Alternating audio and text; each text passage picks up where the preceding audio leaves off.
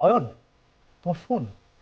মা ফোন করেছে, কথা বলো কথা বলো হ্যালো, অয়ন। কথা বলো। কেমন আছোস?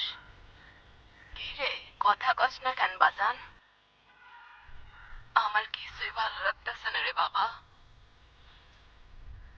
আমারে ভুলে গেলি বুঝলাম, কিন্তু তোর অন্ধ বাপটারও কেমনে ভুলে গেলি?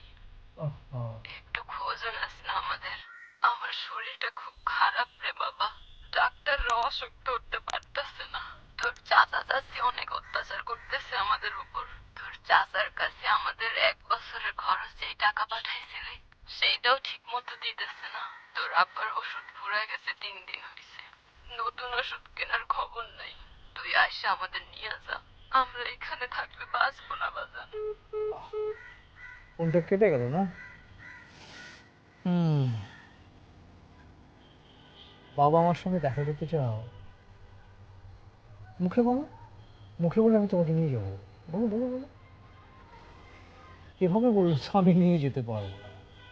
আমার তো এমনি সময় নাই, আমি প্রচণ্ড ব্যস্ত। 2-3 মাস একদমই ব্যস্ত থাকবো, নিয়ে যাওয়ার কোনো সময় হবে না।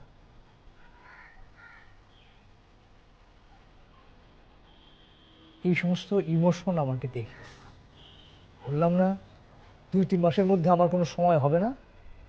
কেন, চুক্তিপত্রে কি এমন কিছু লেখা ছিল, শর্ত ছিল যে তুমি যখন বলবে তখনই তোমাকে আমি গ্রামের বাড়িতে নিয়ে যাব? ছিল কি এমন কোনো শর্ত?